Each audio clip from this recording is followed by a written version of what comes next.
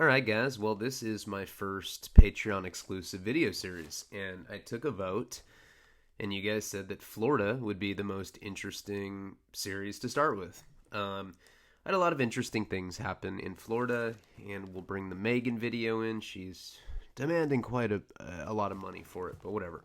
I promised it, and I will deliver it. You guys know that I always lag on things that I promise, but I do come through eventually. You guys all know that.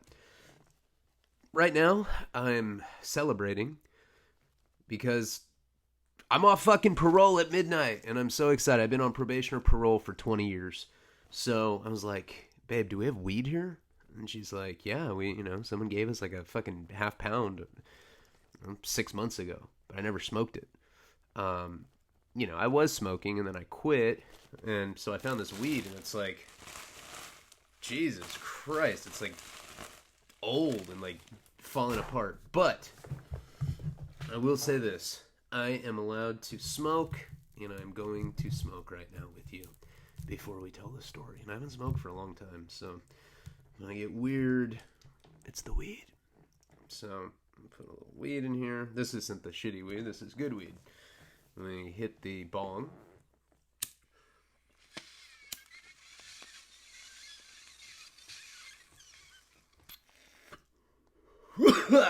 Oh my god! Oh, well, I gotta clear that. Ah. Wow, now the shit's weird. So, I just wanted to sell it. It's fine. I'm off parole. Isn't that amazing? I'm happy about it. So let's get into the preamble for the story. So I want to explain this first. Before we get into anything else, I'm hallucinating right now. I'm just kidding. You're probably like, what the fuck are you wearing? I don't know. I get free stuff from UGG shoes, and they send me this. It's a $250 hat. I swear to God it is. Isn't that crazy? So I want to explain something about Patreon. I don't make a lot of money. Um, you know, the place that I live is in Los Angeles, and the rent is $1,800 for basically a one bedroom, and then we have this little office down here. It's not much. It's a fucking garbage spot. I mean, look at this. Jesus, look at all the drugs. Look at all the Suboxone and powders and Nicorette and cigarettes. And I've been off Suboxone for a long time. Let's just, I don't clean. Karina's like, if that's how you're going to live, I'm not going to clean up after you. But anyway, the point is I'm not living in luxury by any means.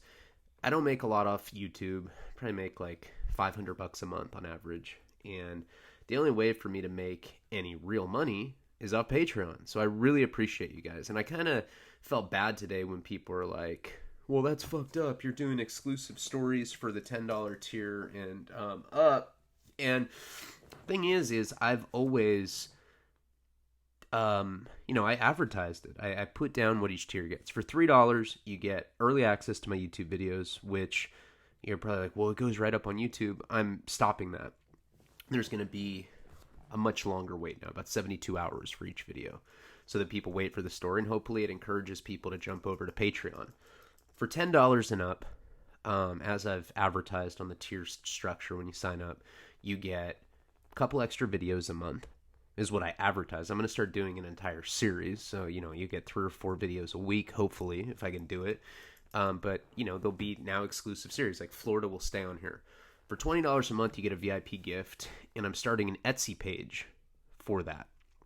It's going to have my stuff from Boston George Apparel, stuff from American Dope, Our Profits Company, stuff from Sinister's Company, Signed Wasting Talents, Signed Blotter.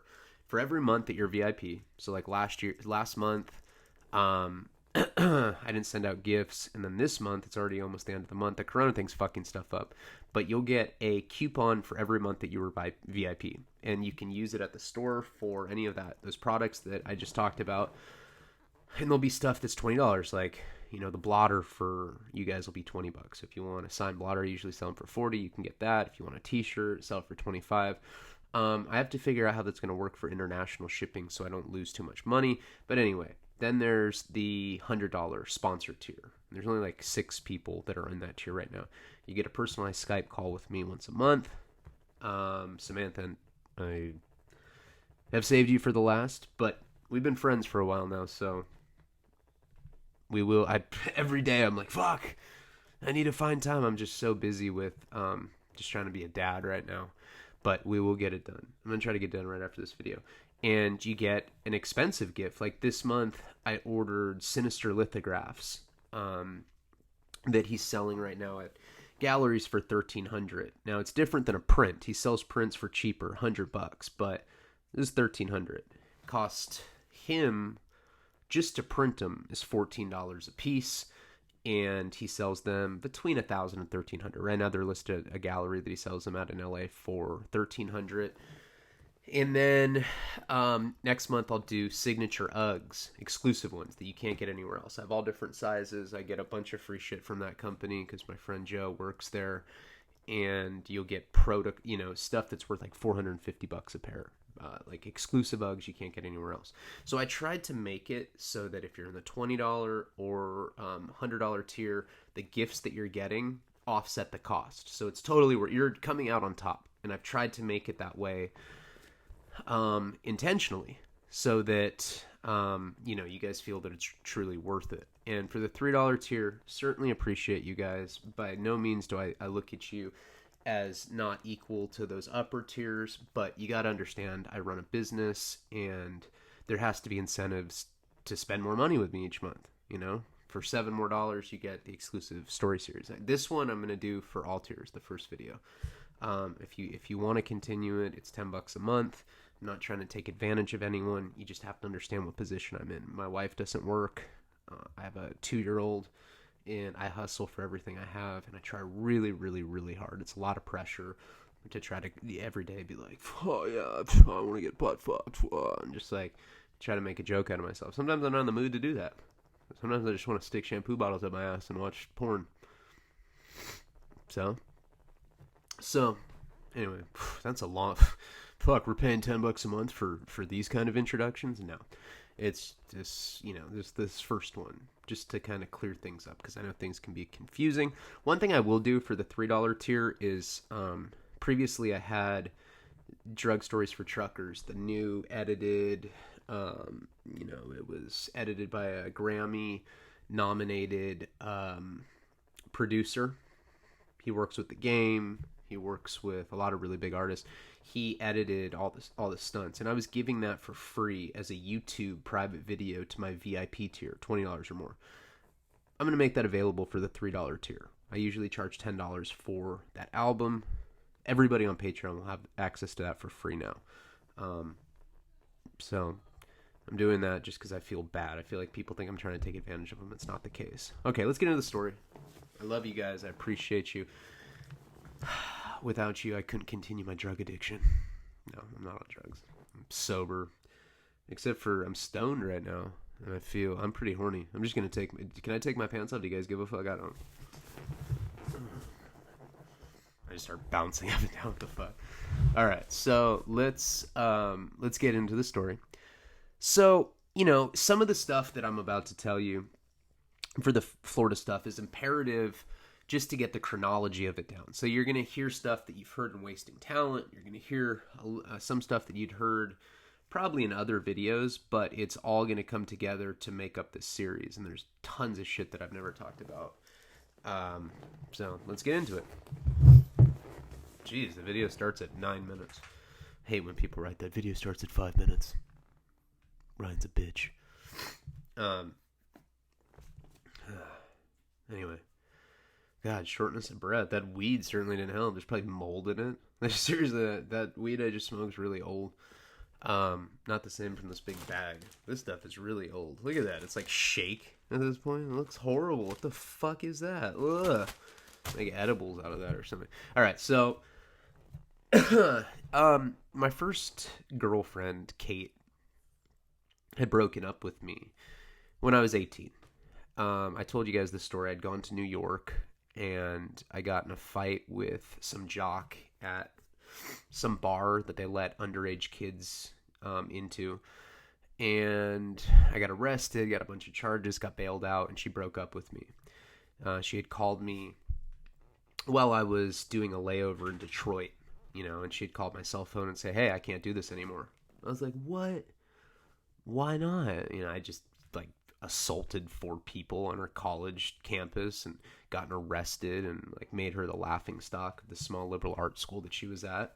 And I was like shocked that she didn't want to be with me anymore. I was like, "Are you serious? I'm such a good dude." But she was embarrassed by me. And back then I looked like a weirdo. I had like long hair and a goatee. I had a very Manson-esque look. So when I came home, I just started going downhill really fast. And I was on probation for domestic violence. Started going in and out of treatment, treatment. I started going in and out of jail. I was doing a little treatment, outpatient, stuff like that. But for the most part, it was like, go to jail, come out, live with my parents. And then they were getting upset with me. And I was always strung out on heroin. I don't know if I ever told you guys about a guy named Marcel Myers, but he was in charge of drug court in Santa Barbara at that time. And he talked kind of like Asher. He'd be like, "Leone, you think you a real drug addict? I used to sit in closet and watch my wife get fucked by black guys." I was like, "Ew, dude, I didn't fucking do stuff like that. I've never watched my wife get fucked by anyone." Jesus Christ. He's like, "You've never been addicted to pot?" And I'm like, "Dude, I'm addicted to heroin and I don't do shit like that." He's like, "You need to go to jail." And that's what he would do. He would give me weekends. It was the worst shit ever. You're strung out on heroin. You go see Marcel and he's like, "Leone, you're going to jail." I'm like, "You're just mad because your wife got fucked." And she was using pot addiction as an excuse. She just wanted to get fucked by those black guys, Marcel. He's like, "Leone, you're going to jail." I was like, fuck. So I was like going in and out of jail all the time. And my parents were getting just upset with me because they knew that, I'd go to jail, dope sick, come out, and they'd expect me just to get off the heroin. I'd relapse. And it was just this vicious cycle of like being on heroin, going to jail, kicking, coming out, and getting right back on heroin. So eventually what my parents did is they kicked me out. I'm like, "Okay, you can't comply with our rules. We're just going to boot you out to the street." And that's it. And I was like, I looked at that as like, what? I'm not going to live with my parents. It's like the weekend, 7 days a week. Fuck living with my parents. Well, I was in for a rude awakening because apparently being a heroin addict that doesn't shower is the most ideal person to have over when you're couch surfing. So, I'd show up at people's houses. I smelled absolutely horrible. And people just were like, "Yeah, we're over you." So it got to a point where I was legitimately homeless. And I didn't know what to do. I mean, I remember being like, what do I do? Do I like get gloves and cut the fingertips out and like start fires in trash cans? And people were like, "Of course you do that." And I was like, "Oh, fuck, okay." But I started getting into spanging, which is begging people for spare change, And like at that point, I didn't look homeless. I still had like gelled hair, I was like, "Hey, do you have maybe like 50 cents or $1? I'm starving." They're like, "Why are you wearing an Abercrombie and Fitch polo shirt?" I didn't wear shit like that. I don't know why I just said that. But, I was dressed, I didn't look homeless. I was always wearing like nice clothes and like, my teeth were pretty white back then, aside from the heroin addict acne, I didn't look that bad. I still looked relatively clean cut. But I started learning how to spange. And in Santa Barbara, there's a place I talked about in the Paul video. It was called The Square. And it was like where all the homeless street kids congregated.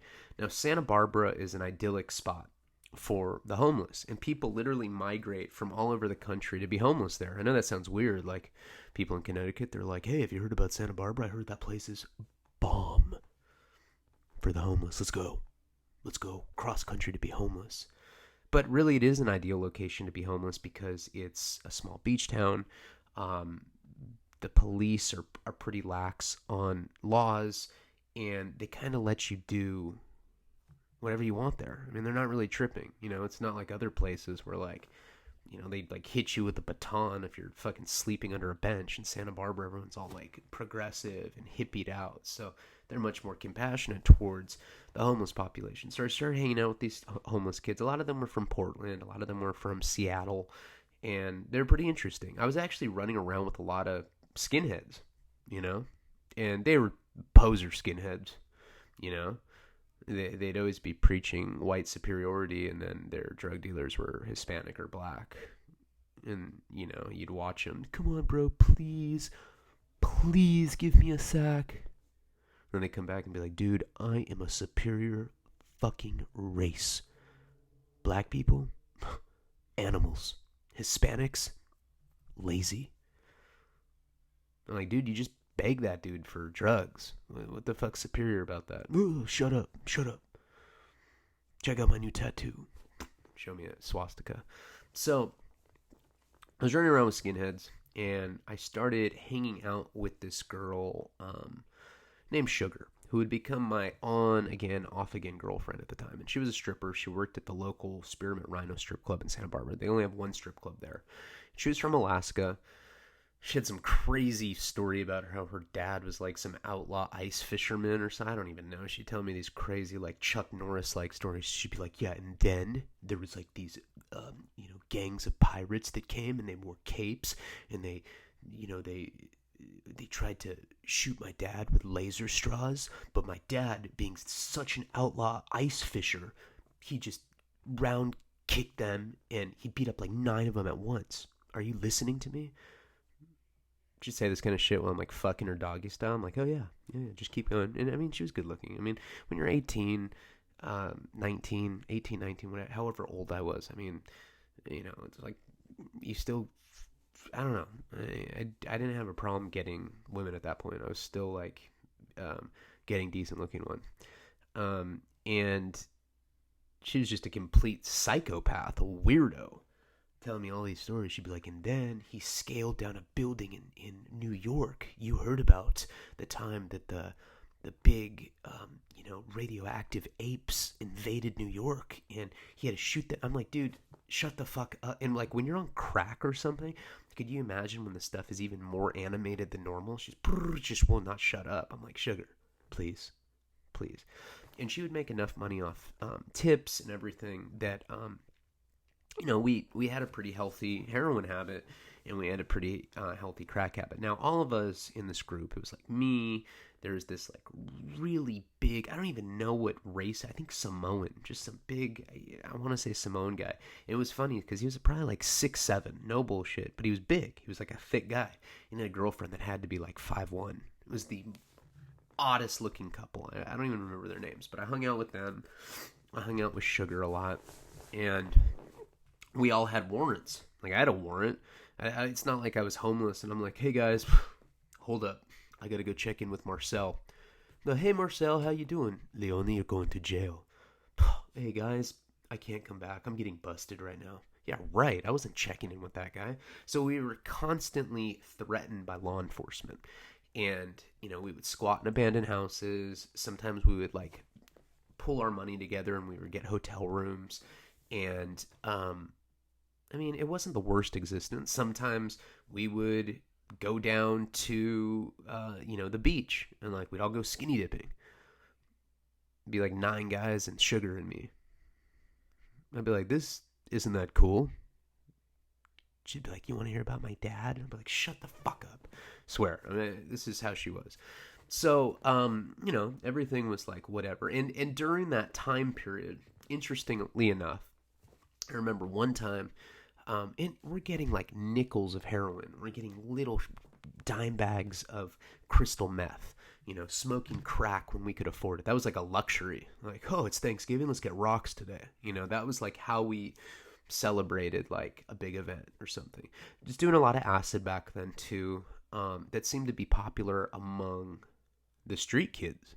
So I remember this one time during this time period, Sugar had gone to jail for prostitution. And she was like, she's like, babe, I wasn't cheating on you. but I'm in jail. Can you send me money so I can get ramen? And I'm like, fuck no. Hung up on her. I was all mad. And what sucked is she was a stripper, so she was pretty much like supporting my drug habit. And without her, I was just like, we couldn't afford motels, nothing. She was like my primary source of income at that time. And I was all mad at her. I was all hurt that she cheated on me. And you could just imagine her like telling one of her Johns about these like outlandish tales about her dad, like conquering continents on his ice fishing expeditions and shit. But this one time, I remember I was at this liquor store on the west side of Santa Barbara. Now, I didn't normally hang out on the west side. It's not a bad area or anything. The median house there is like 700,000, but it's considered like not the nicest part there. It's just a really spoiled, pretentious town. But I was at this liquor store at the west side, and I ran into some homeless guy, and he was like wearing some hiker backpack, and he's like, "Hey man, I know who you are. I'm so and so, and I know that you're Sugar's old man, aren't you?" And I was like, "Well, I have a name, and it's Ryan." He's like, "Hey Ryan, where are you sleeping tonight?" I'm like, "I don't know." I was like, "I have nowhere to go. Probably the beach, something like that." He's like, "Well, I have a place that you can come stay at." Now, I know what you're thinking. You're like, "Man, if it was a queer." No. He was telling me about this place that was up in the mountains, and it was like a drug commune. I don't know even how he was describing it. He's just like, and he's talking to Mile a Minute. This guy's obviously twacked out on meth. He's like, "Well, yeah, I mean, we live up on this thing called TV Hill, and there's just this little community. It's like a collective, right? But like we all do different stuff. Like some of us fish, some of us hunt, some of us." I'm like, "What the fuck are you talking about?" They're acting like they were living like up in some like crazy like wilderness. But TV Hill was in a residential area. TV Hill is in Santa Barbara, and it's like where all the antennas are, and it's like where all the major television networks in Santa Barbara, the local television networks, are broadcasted from. It's like where their antenna station is. And he was telling me that there was actually a place up there where a bunch of people were living, like a hippie drug commune or something, like some real like Manson type shit. I was like, down. Let's go. That sounds fun. And I talk about this in Wasting Talent when we go up to this weird like commune up in the mountains. I said it was up in Gibraltar, up in the mountains of Santa Barbara, but it was actually on TV Hill on the west side in Santa Barbara. And just like in the book, he takes me there. It's probably like, I don't know, 4 p.m. It's just about to get dark. And we start walking over to TV Hill. Now we get to this side of the mountain, and it just looks totally like a side of a hill or something, like there's a road winding up, and there's just this like mountain hill to the side of it. And he comes up to this like rope, this like totally inconspicuous rope that's just like kind of like chilling on the dirt of this hill, and he yanks it, and all these Christmas lights, like the sun's just starting to go down, and like all these Christmas lights just start lighting up the side of the mountain. And I'm just like, what the fuck? And he's like, yeah, man. And the commune's up here, and this is where we fish. And like, shh, don't say anything. I was like, okay. We're like scaling this mountain, Like I'm like, whatever. I'm on meth now at this point, so I'm just like, oh, this is normal, whatever. Scaling up this thing, and it's lighting up the path, so it's allowing me to go up the side of the mountain. Now, the higher up we get, the more I start seeing things that I hadn't seen from the road. There's like, it's like very dilapidated up there, and there's like old rusty washer and dryers, and there's like these ominous dolls missing their heads and, like missing a limb. And there's just like these ancient, Budweiser cans that have rusted throughout the years from the rains. You could just tell that I was going to some weird ass spot. So we get to the top where it kind of plateaus, and we go down this trail. And right when I get there, I start hearing Red Hot Chili Peppers bumping in the distance. And it was One Hot Minute, the Dave Navarro album. Doesn't really fit that well in the canon. I'd agree with all of you on that. But I start hearing that. This is the one with Aeroplane on it. And, this is probably like 2004. And I just hear that shit bumping, reverberating throughout wherever we are up on this plateau, this hill. and you see like a fire pit, and you see all of these different, yurt-like structures. So yurt is like a big tent, that you'd see like at fairgrounds, and there are these big yurts. They've turned this area into some weird homeless hideaway. It's like, wow. But of course, being on meth, I was just like, whatever. I mean, especially when you're young, before bad things happen to you, you don't even get paranoid. You're just like, I'm invincible. And you don't really realize how weird this is. What the fuck? I didn't know stuff like this existed in my nice little beach town. Just 3 or 4 months ago, I was living up on the Santa Barbara Riviera at my parents' house. And now I'm in some weird, clandestine drug commune. So I start meeting these just filthy creature type people. They're wearing these weird brown sweaters, like where, how sometimes homeless people have like really weird hobo shit that you're like, where do you even get clothes like that? It was that kind of stuff, these like very ugly brown sweaters, and they have like these like military fatigue beanies on, and they're all just looking at me with these wide eyes. I'm not the only one on crystal meth here. I know that going in. And, nobody says anything to me either, which struck me as fucking odd, right? I'm 19 at the time, I think. And the guy that took me was like, come on, I'll show you where the food is. And I was like, okay. And he takes me to this guy that has these really short jean shorts on. I mean, abnormally short. Now, I know that there's like a hipster trend right now of short shorts for men happening all over again. But these were like back in the time period where like only gay Brazilian dudes were wearing shit like that. And he's like, hey. I was like, what's up? He's like, hey, I'm Todd. I was like, what's up, Todd? He's like, I have fried zucchini. I was like, sounds bomb. What's up? So I start eating fried zucchini with this guy that has these short shorts. And what I noticed immediately about this place, and there's some girls spread sporadically around this place, but what I noticed is this was like your festival type crowd listening to mainstream alternative rock. They're listening to Red Hot Chili Peppers. People are flagrantly gay, but not all, just some. Probably bisexual, weird crystal meth stuff, right? And I'm noticing that everybody kind of lives in different sections. And I'm in like the meth section, but there's like a heroin section too. And I, of course, I'm a heroin addict. I do meth pretty much at this point for survival purposes. I'm doing meth at night so that I don't fall asleep in some park and get, robbed or butt fucked, whatever. You just don't want to fall asleep homeless on the street like that. What did I say? You don't want to fall asleep that way. I haven't been stoned for a long time, so it's like not as easy to tell stories. You guys got to tell me how I'm doing stoned, because it's a different kind of thing. So I'm like, hey, Todd. He's like, did you like the fried zucchini? I was like, I love the fried zucchini. You ever notice too, like when you're around gay people, and save me with that bravado shit. No, I don't act like that. But sometimes when you're around gay people, you kind of act a little gayer. Or sometimes when I'm around black people, I talk a little blacker.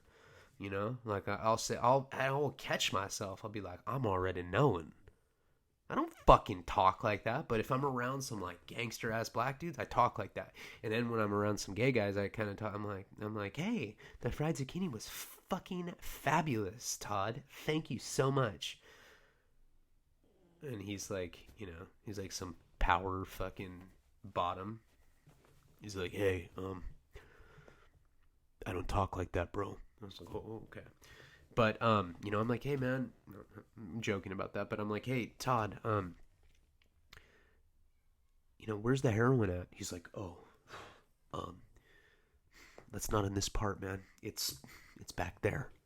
So I end up going, he like tells me to, okay, so maybe I'm not illustrating this well enough for you guys. There's probably about 15 people up there spread out in different big yurts or different tents, and he directs me to this trail where I go to this little, like, I don't know, green tent where supposedly there's heroin addicts, and, you know, it's zipped up. And I'm like, hello?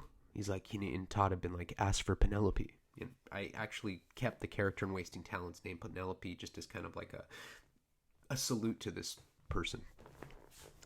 And she, you know, she unzips the tent and she pokes her head out. And she's like, yeah, what's up?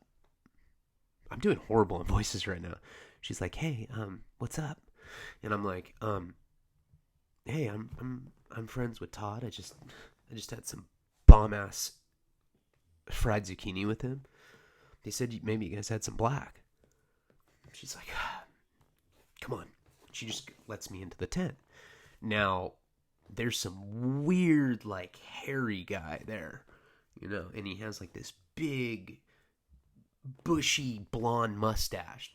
Totally looks retro. It's like some 70s porn star. That kind of guy. Just a really hairy, like, lion-esque chest. You know, he has like these, like, really thick curls of chest hair. And he's just kind of sitting there looking at me, and I'm like, Jesus, so this is the heroin side, huh? Some fucking straight disco outfit. And, you know, Penelope's like, listen, are you sick? Now, when a heroin addict asks you if you're sick, any heroin addict knows to say that you are. Every time that you say that you're sick, people tend to give you heroin. There's a lot of compassion in the heroin addict world for some reason, from what I've noticed. And so I said I was sick. And so Penelope is like, well, listen, we only have what's left. We only have this rinse, which is, you know, what's the remnants of heroin that's like in a spoon or a cooker, but sometimes there's enough in there to get you well. And I was like, yeah, I'll take that. Because I really hadn't been doing that much heroin. I wasn't sick. I was doing heroin during that period, but not enough right at that moment where I had a habit. I'd probably just gotten out of jail or something, and the fact that Sugar was in jail meant that I didn't have as much money as normal. So anyway, so she ends up giving me this rinse, and it's just caked in blood. And she's like, I hope you don't mind that there's blood in there. And, you know, of course, I'm like, I have Hep C. How much worse can it get? And the blonde guy just, like, snaps his head. He's like, it can get way worse. Way worse. I was like, well, what? I mean, are you trying to tell me something? Do you have AIDS or something? He's like, listen, bro, listen to me. You are going to die this way. You are going to die one day. And I'm like, oh, all right. Well, I mean, my buzz isn't killed. Let's proceed with letting me shoot up the blood that may kill me right now. Or someday, whatever the fuck he was saying. So I ended up shooting this, like, bloody rinse. It was disgusting. I mean, at 18, 19, you feel invincible. You don't think that you're getting some possibly terminal fucking communicable disease like AIDS. You think that the chances that you'll get that are like 1 in a trillion when it's like 1 in 100 in the kind of crowds that you're running in. So I end up doing that, and it was enough of a rinse where I pass out, you know? I was able to sleep. I think I'd been up for a couple days, whatever. Whatever the case, I go to sleep in this tent with Disco Junkie and Penelope.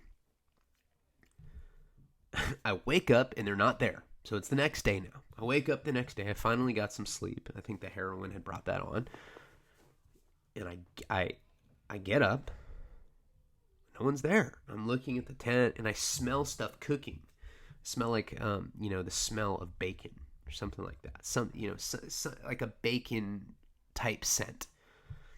And you can kind of smell smoke in the air. So you can tell that somebody's cooking something somewhere. Like some sort of, you know, they're cooking some food somewhere. You know, barbecuing, whatever they're doing. But it smells like bacon. And I'm looking around and I can't find anybody. I go to the big yurt where, you know, Gay Todd was. Nothing. The guy that brought me up there, missing. And all I can do is smell this food. And I'm like, what the fuck? I kid you not. I walk about 150 feet away from the main campsite, and I see a guy on his knees sucking Todd's dick. And I'm like, I don't say anything. I'm just sitting there in shock. I'd never seen anything like that. Never. And it tripped me the fuck out. And I'm just kind of stuck like a deer in headlights. And dude that's sucking his dick, probably, I don't know, he has some like 6 dick sucking vampire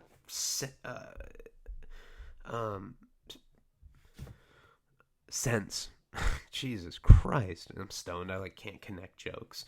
And he like turns around, and it's the guy that brought me up there, just sucking off the zucchini cook's dick. And I'm like, dude, what the fuck? And I just start running, petrified that like these hyped up gay meth homeless hippies are gonna try to like hold me down and suck my dick or something. And I just end up bolting, running for my life. And I get away from this campsite, and then I start scaling down the same hill that I had, first come up. The Christmas lights are being illuminated, but it's not the same novelty as it was when I first started going down the hill. And my heart is beat. I'm literally think I'm gonna get raped or something. I mean, it's freaking me out. Now, I'm not homophobic now, and I'm definitely like, whatever, pro-gay rights. I'm not gay. I'm unequivocally heterosexual. But when you're 18 or 19, you're still freaked the fuck. I mean, to see it in person, it's like, I've always been like, hey, I'm cool with whatever you guys are doing. Just don't like hit on me and like, and I'm not really trying to see that kind of stuff, It's just kind of it's not my bag, baby. It's just not my thing. But it freaked me out. So I end up getting away from there. And I'm just like, oh my God. And I remember I called my dad. I was like, Dad, please let me come home. You don't understand what's going on out here. And my dad's just like, Ryan, you need treatment. And I'm like, more than you know. I need to get the fuck out of this weird culture that I'm kind of entrapped in. My dad basically said that I could come home if I went to treatment. And if I went and cleared up my warrant, because I had a warrant for my arrest, and like the cops had come there looking for me. Now, I didn't want to go to jail. I was over that. And I certainly didn't want to go to rehab either. I was still young, dumb, feeling invincible. So I ended up staying on the street for a while. And, I end up, throughout that time, I end up linking up with a drug dealer named Pablo. Pablo was like a pro skateboarder at one point, or I don't even know if he was pro. I don't know. I think he was a pro skateboarder, like in the 80s. Like, I'm into street skateboarding. He was into like vert stuff, like, like shredding up bowls. Like he would talk. I can't stand people that talk like that. And he was like one of those classic pro skaters, got hurt, and now he's a drug dealer. And I became his runner, and I started living with him. He lived out in Goleta. I had met him through Sugar. Sugar, I don't know if you've ever been around someone where like, they fucked your girlfriend or your wife just because of the chemistry that they have. You can kind of just tell, like they touch each other longer than they should, or they touch each other's face. Like, she'll just, like, touch Pablo. She'll just be like, it's okay, babe. I'm like, it's okay, babe. Why are you talking to him like that? And he's like, oh, hey, we've never had sex, bro. I'm like, oh, okay, I believe you. But I always knew. Yeah, you know when somebody has fucked your significant other. So I always felt kind of uncomfortable when I was around them. Or, like, sometimes, she'd be like, honey, I'm just going to stay here tonight. But I guess Pablo's mom's coming in the morning, and he's only allowed to have one person over, so you gotta go. I gotta go? What do you mean? I'm homeless. You're gonna kick your boyfriend out because you're gonna fuck our drug dealer? No, it's not like that at all. I love you. Oh, okay. I'm a bitch. Bye. And I'd leave. And I knew I was gonna. I was just a stripper. There's nothing. I have nothing against strippers. I've dated a number of them throughout my life. But this one was a shady one for sure. And you know, what's funny about strippers and what's ironic is that most strippers are actually very trustworthy. They're some of the most trustworthy girlfriends I've had, except this one was not at all. And anyway, so once Sugar had, at one point, I guess, during this whole time period, she left. You know, she had gone back to Alaska or something.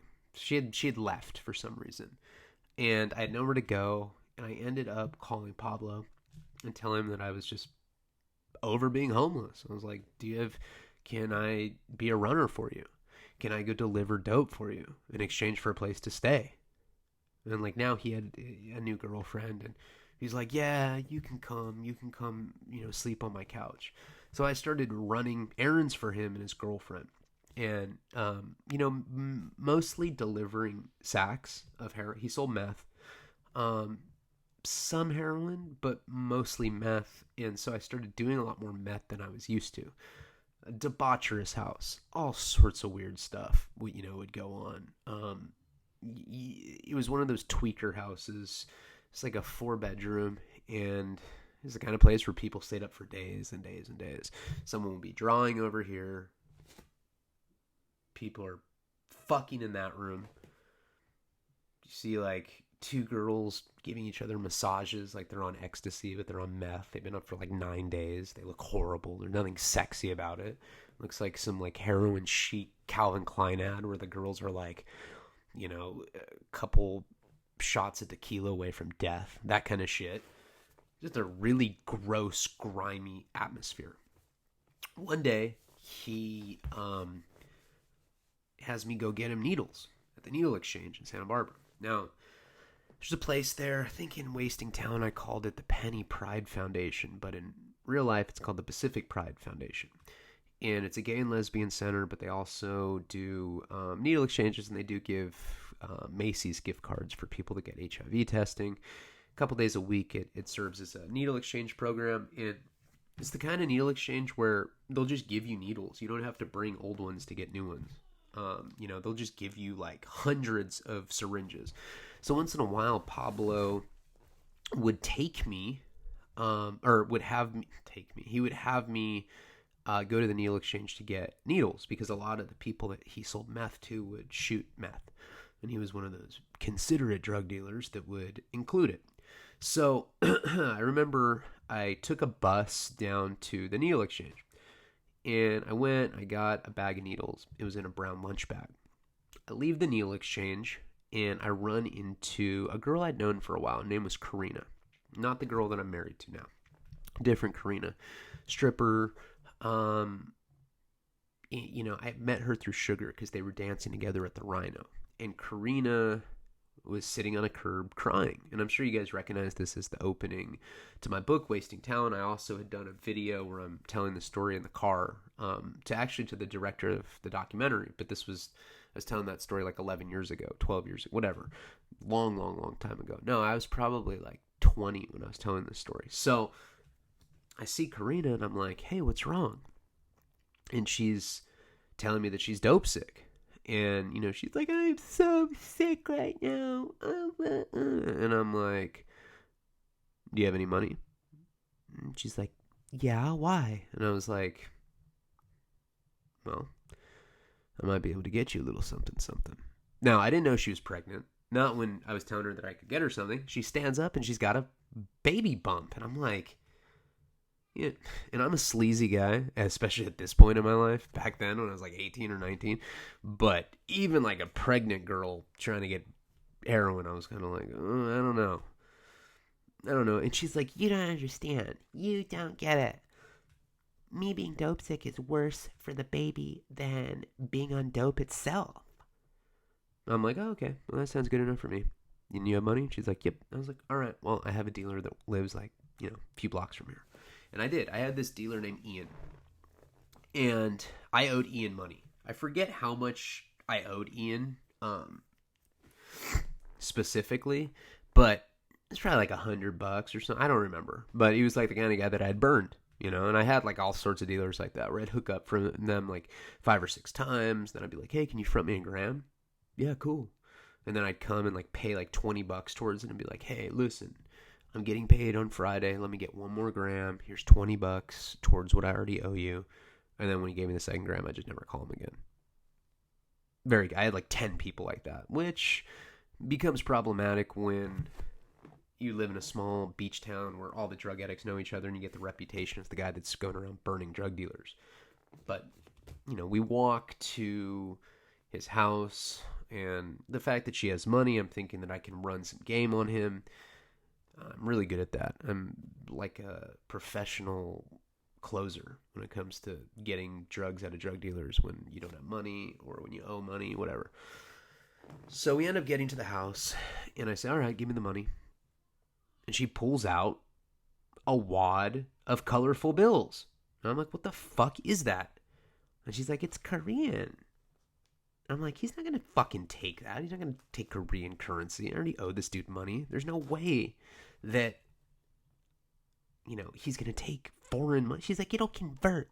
You can just bring it to an exchange center and it'll convert into American money. Just go. Stop being a piece of shit. It's for my baby. I'm just like, I'm a weirdo. All right. So I take this crumpled up Korean currency or whatever it was, some Asian currency. I walk up to this house, I knock on the door, and this big skinhead dude opens the door, and, I'm like, hey, is he in there? He's like, do you know him? I said, yeah, I actually owe him money, but I have money here to pay him. So Ian comes to the front door, he's like, what's up? I think it was $100. I don't remember, though.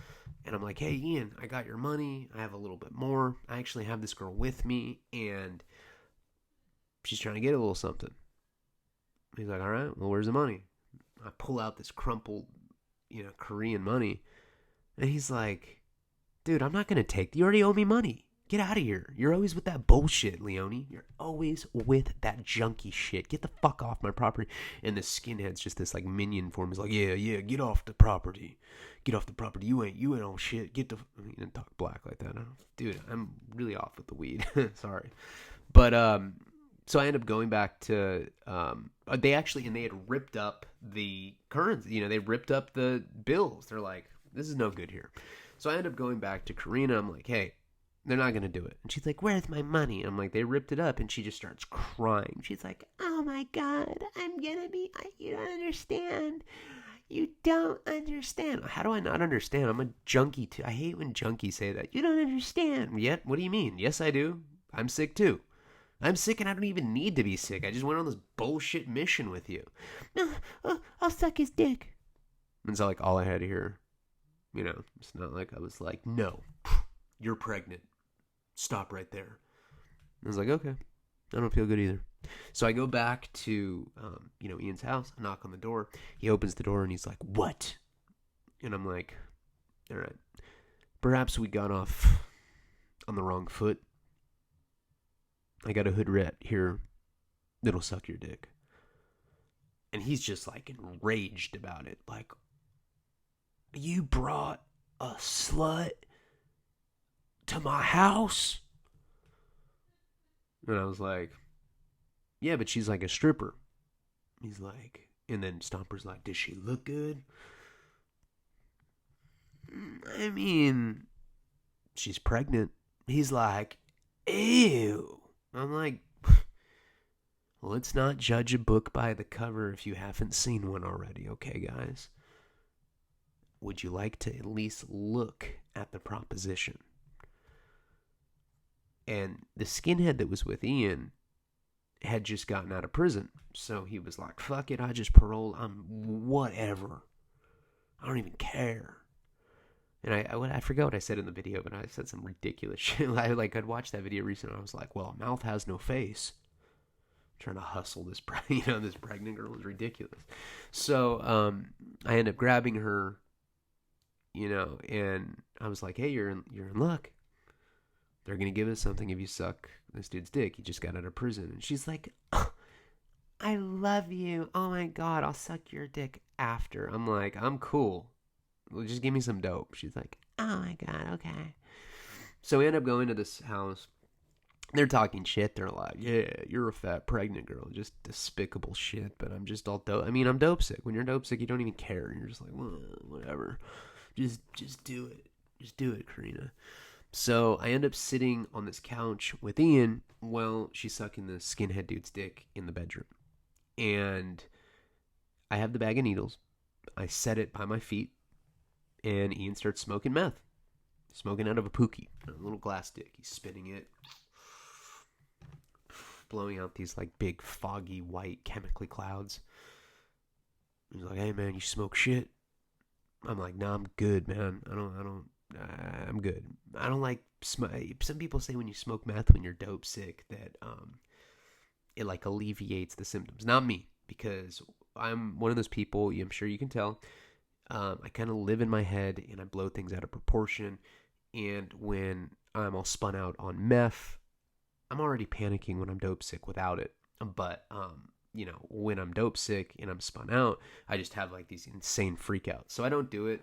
And, moments after that stomper comes out, he's like, this stupid bitch can't even suck my dick right. Nearly scraped off my fucking dick with her mouth. And she's like, let's get out of here. And I was like, what? What do you mean she didn't suck your dick right? I was like, I'll do it. No, I didn't say that. But they're like, just get the fuck out of here. You guys are worthless. You can't even suck a dick right. And I'm just like, God. This is the horse that I bring to the fucking race. One that can't even win. Let's go, Karina. Now, there's a landline in his bedroom, in Ian's bedroom. It rings. He goes in there. And as we're leaving, he's like, somebody stole my dope. And I'm like, whoa, I've been sitting out here while you were smoking meth. I didn't do it. He's like, I didn't say you did. Your fucking prostitute friend did. I'm like, she's a stripper. Your fucking stripper pregnant bitch friend did it. Take off your clothes. I'm like, what? He's like, both y'all. I was like, I am not doing that, dude. And he pulls out a butterfly knife. He's like, take off your fucking clothes. He's shaking it at me. I'm like, Jesus Christ. All right, dude. I start taking my shirt off. He's like, I was just fucking around about you, you weirdo. Tell the bitch to take off her clothes. I'm like, let's just go. So we end up leaving, and they're just like kind of yelling at them, and I'm taking them as like the kind of people that would brandish a knife and not actually do anything. And, then we leave. Karina pulls a couple grams out of her bra, and she's like, aren't you glad that you have a scandalous hoe of a friend? I'm like, what are you doing? You're messing. This is my connection. What are you doing? And she's like, do you want to get well or not? I was like, of course I do. But I forgot that I'd left the needles back in the house. Now, Ian was one of those guys that my friend Jeff and I tried to rob like a number of times. Because he was a heroin dealer that I owed money to, and I knew where he lived. So he would generally try to break into people like that houses. Connections that, I had no sort of emotional attachment to. I mean, not like you can have an emotional attachment to a dealer, but you know what I'm saying. So he had these old windows in his bathroom, and Jeff had pried them open one time. It was either me or Jeff. I don't know. One of us had like broken the window on purpose because there were these old school latches. So there was actually a way to get into his house through the window. And there's like this old stack of firewood that you could climb on top and get into the window and go inside. And since I had left the bag of needles in the house, I'm like, fuck, I have to go back in there. And she's just like, okay. She didn't try to stop me. You would think that she'd be like, no, don't, way too dangerous, Ryan. She's like, yeah, babe, do it. I was like, ugh.